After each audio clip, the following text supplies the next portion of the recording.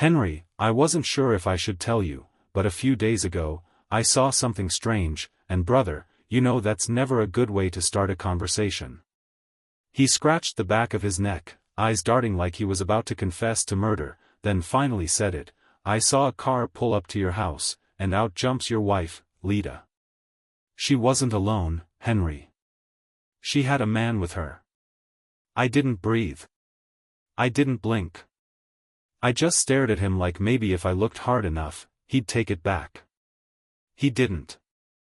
They were laughing, he said, and when he got to that part, he made this face like it personally offended him. She was laughing loud, man.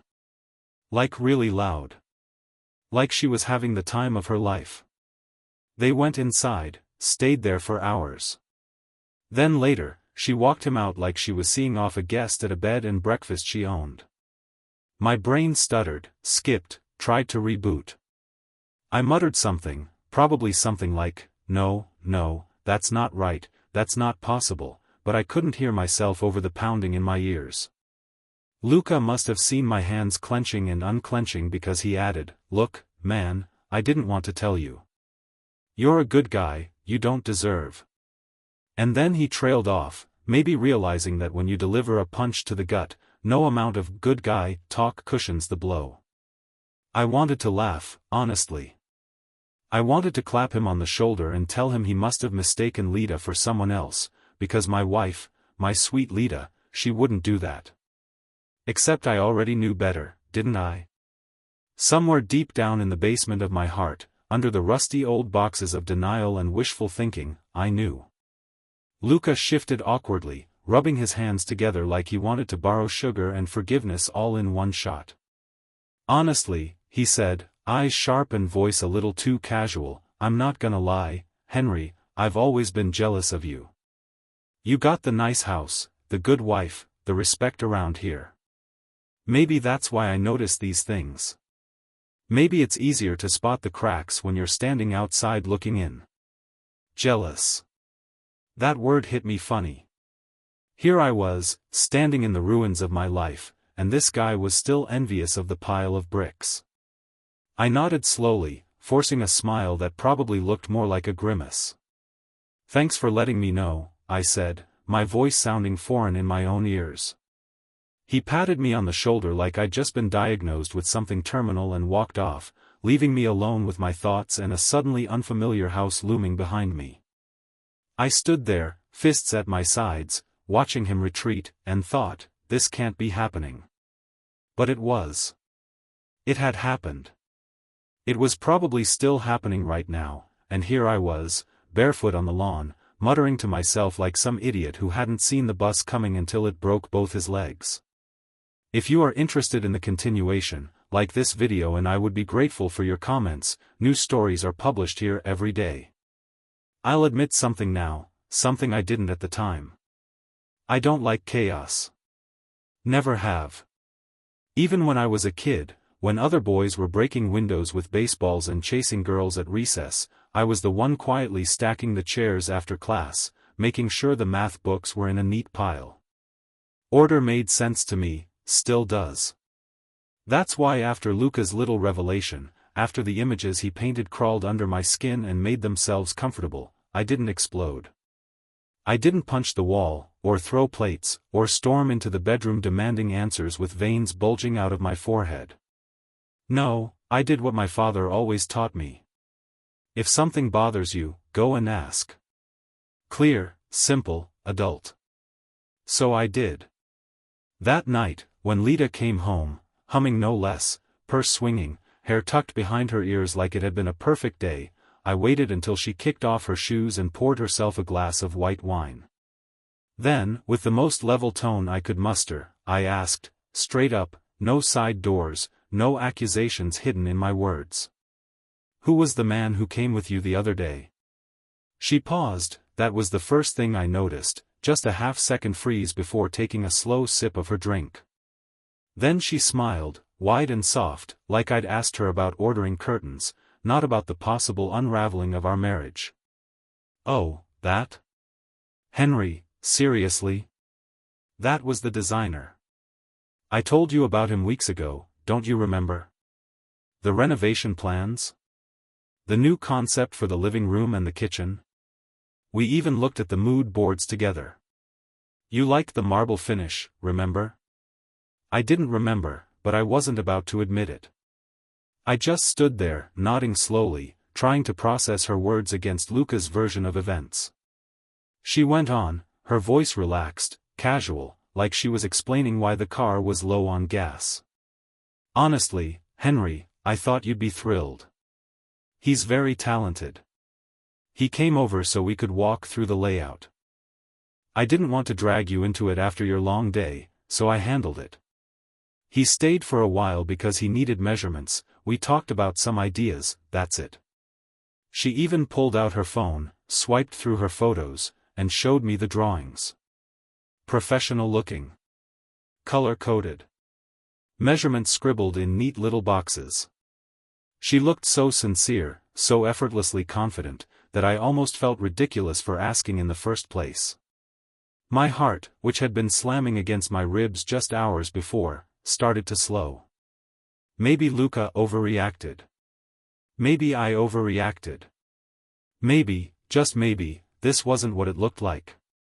I exhaled, felt the tension drain out of me like air from a balloon, and smiled back at her.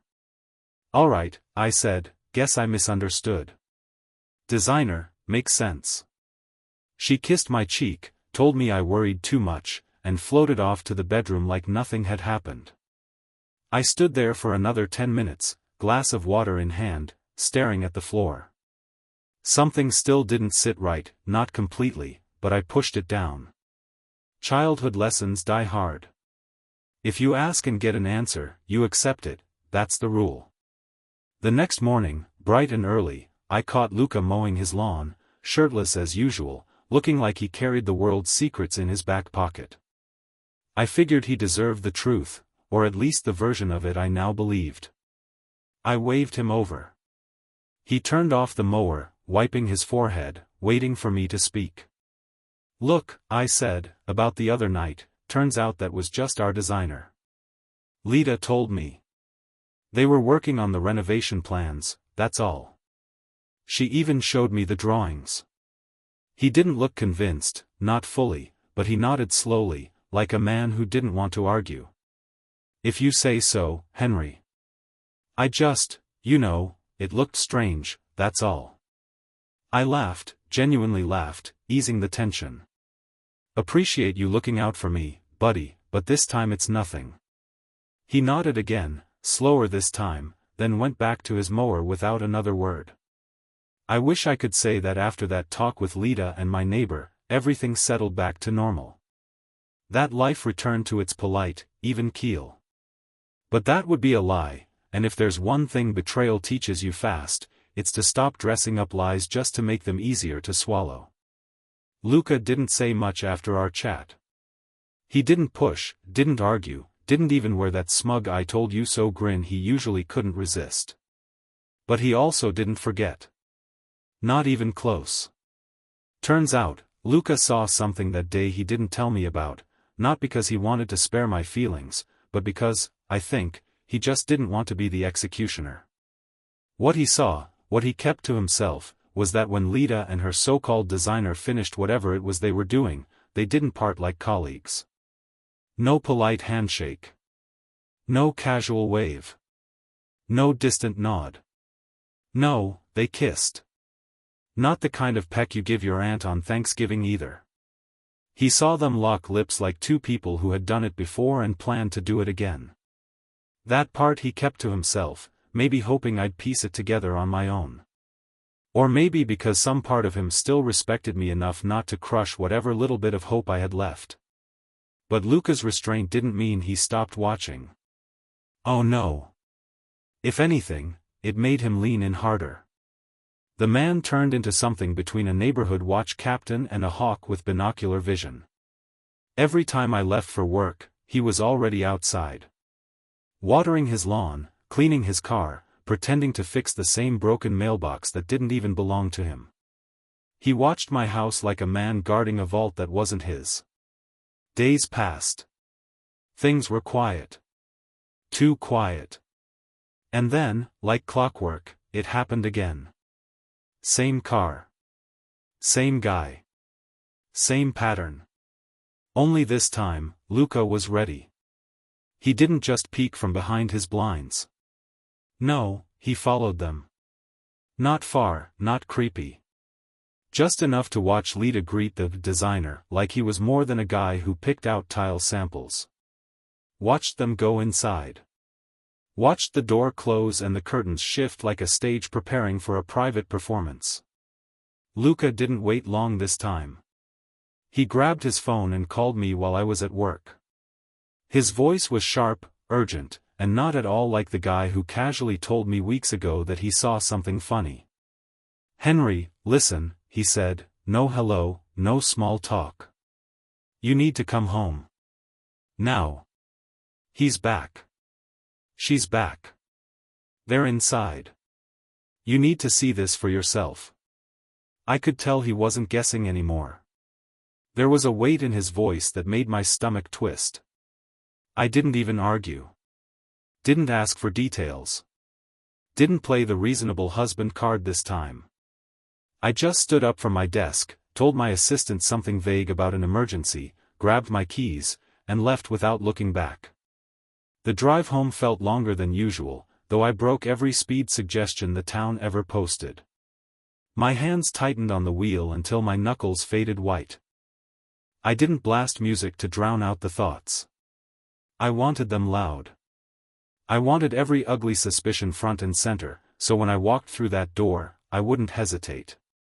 When I pulled up, Luca was already outside, waiting near his driveway, arms crossed, looking like a man watching the last minutes of a game he knew would end badly. He didn't say much, just nodded toward my front door. "They're still in there," he muttered, low and grim. The door clicked open easier than it should have. That bothered me. Little things do, when your stomach is already twisted tight and your mind is carrying 1,000 pounds of doubt on its back. The house felt different. Still, but not quiet. The kind of stillness that feels staged, like a paused movie right before the monster jumps out. I stepped in slow, every step measured, heavy boots landing softly out of instinct more than intent.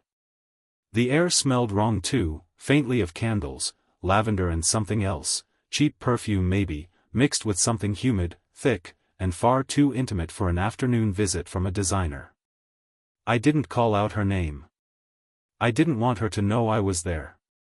I followed the sound instead, because there was sound. Faint, but clear, the kind of sound that punches through drywall and denial alike. Rhythmic, breathy, unmistakably private. Passionate. My hand clenched so hard around my keys that they bit into my palm, little jagged teeth pressing deep, anchoring me in the moment because everything else suddenly felt like a dream I didn't ask to be part of. I moved down the hallway slow but deliberate, like every step was part of a march I had no choice but to finish. When I reached the bedroom door, it wasn't shut like I expected, just cracked open slightly, enough to let sound and shame slip out into the hall. I stood there, still, silent, staring through that gap into a world that didn't include me anymore. Lita was there. My wife. My partner. The woman who once whispered forever while folding laundry on Sunday nights. Except now she wasn't whispering forever, she was moaning promises to a man whose face I didn't even need to see to know. The so-called designer. He wasn't designing anything except my humiliation.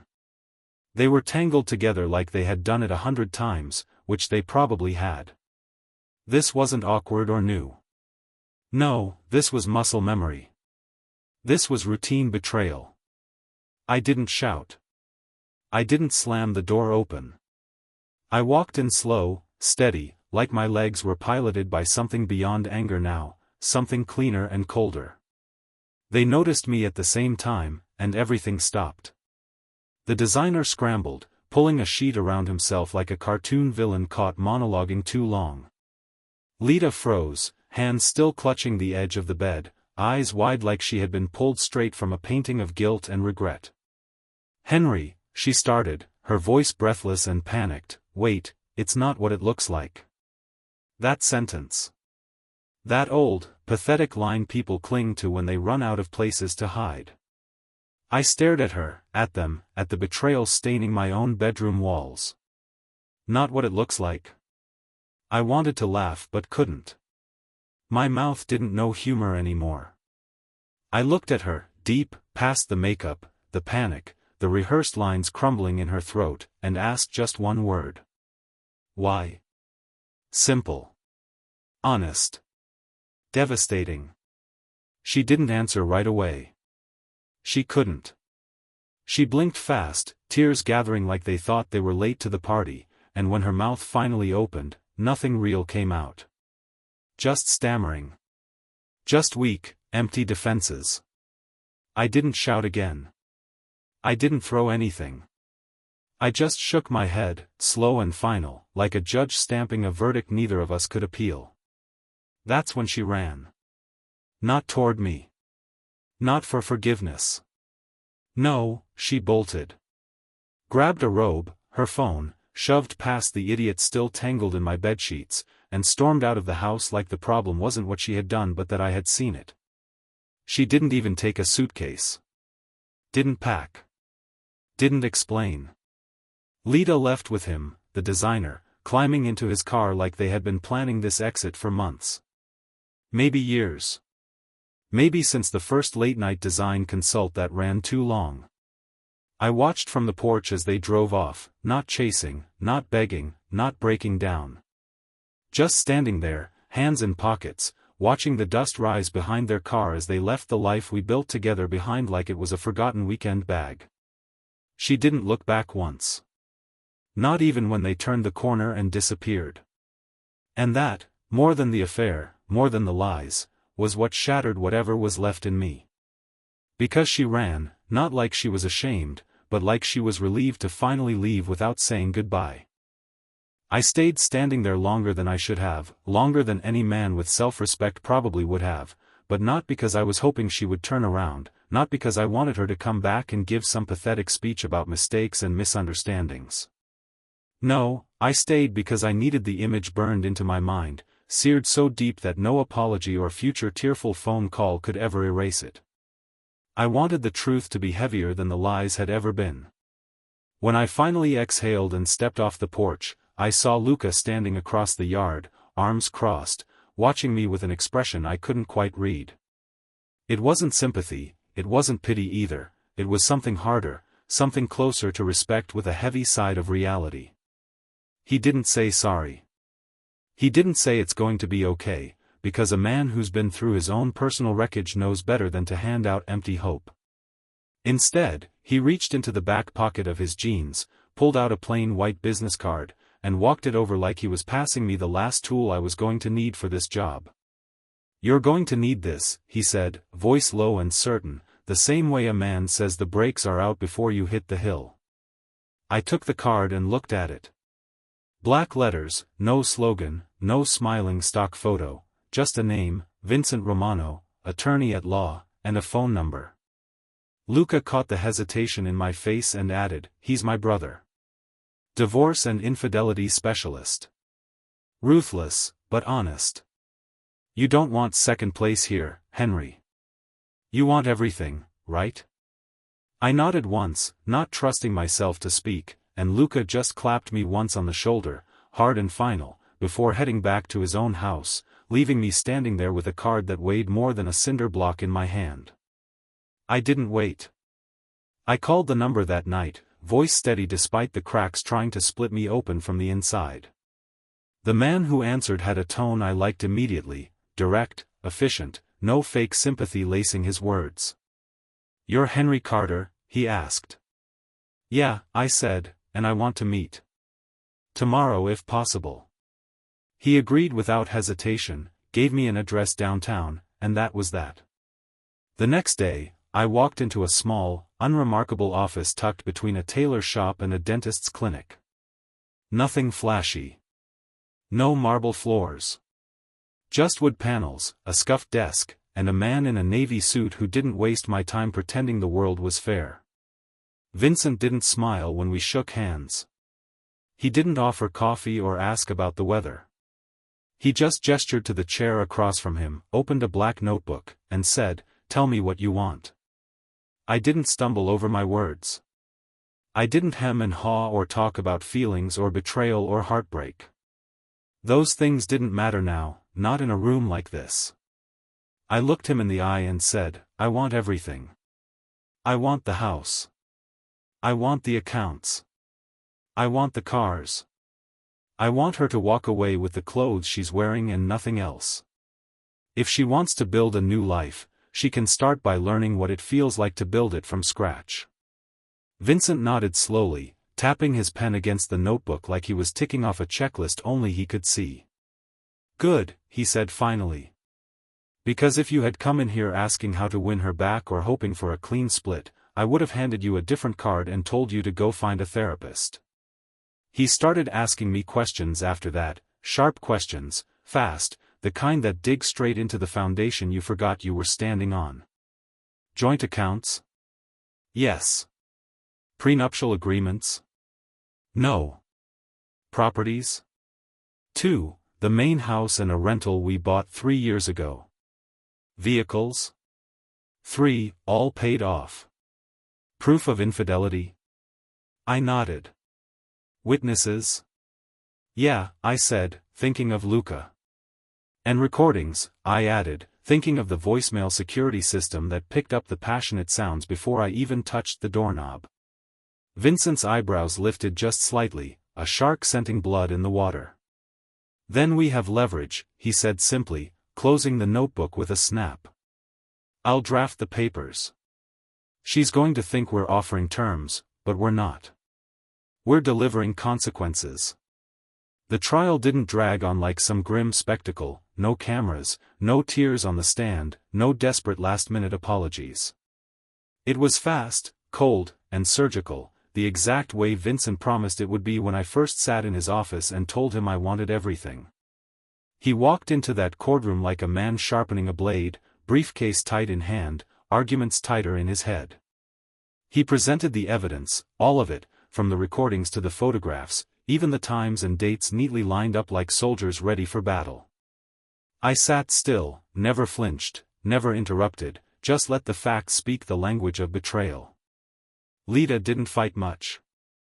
I could see it in her eyes, the moment she realized this wasn't going to be one of those split-everything-down-the-middle divorces she probably imagined. Her lawyer tried once, made a weak argument about emotional distress and future needs, but Vincent cut him down like he was trimming dead branches. "Future needs don't erase past decisions," Vincent said, steady as stone, and even the judge didn't bother to hide the slight nod of agreement. When the verdict came down, I didn't smile or gloat, I didn't even blink. 90%. That's what the court gave me. The house, the cars, the accounts, even the lake property I almost forgot we owned. Lita got her freedom, which, judging by the look on her face, suddenly didn't taste as sweet without the lifestyle she thought came with it. After the final paperwork was signed, she left quietly. No dramatic scene in the hallway, no requests for closure, no teary-eyed confessions about how she never meant to hurt me. Just silence. She walked out of the courtroom like a ghost already fading from a life she had spent years quietly tearing apart from within. That was the last time I saw her.